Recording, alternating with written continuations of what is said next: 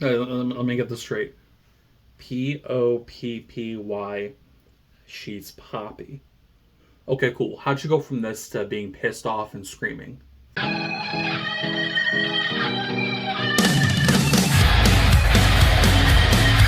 Welcome to Everyone Does Music, where today we're looking at the debut EP and first official release from now metal and alt rock artist and former pop star Poppy, hell of a name combo, with her EP Bubblebath.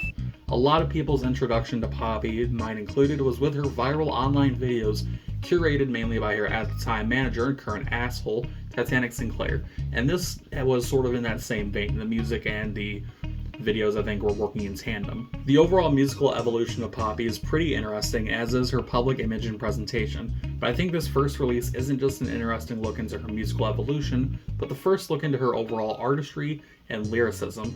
So let's dive into this EP track by track. The first song on the EP, Low Life, is the most popular, and for good reason, with its infectious beat and plain-speaking verses that lead into the dreamy chorus.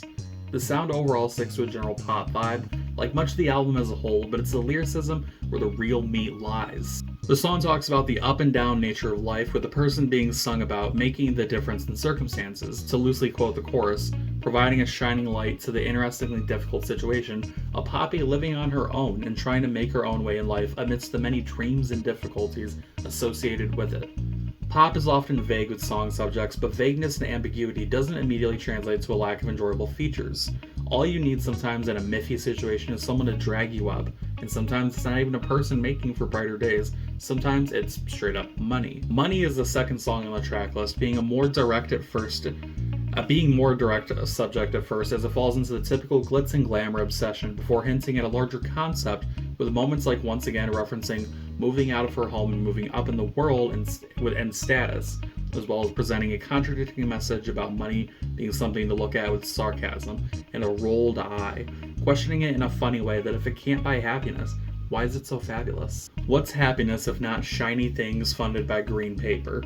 It's this trademark cynicism that makes a lot of early poppy music and even modern tracks so utterly enjoyable, and even the first EP had this idea down pat. Alter is the most instrumentally interesting song on the album for me, with more variation, breaks, and snaps being introduced to this mostly similar pop soundscape, complemented by a decidedly punchy electronic beat in the chorus. The person Poppy is singing to is falling into a marriage, with someone who doesn't deserve his love, along with the bride-to-be having shitty qualities such as being a gold digger and a manipulator, something that I'm sure she's trying to allude to herself not having the characteristics of.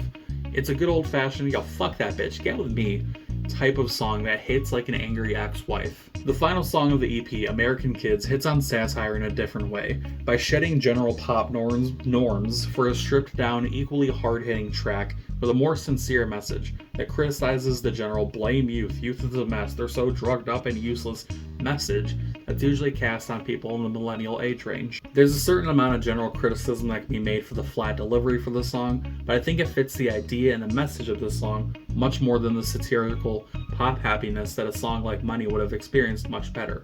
From talking about how the drugs just don't work as well as everyone thinks they may, it's the biting, quiet anger that makes the song so powerful without outright yelling at you.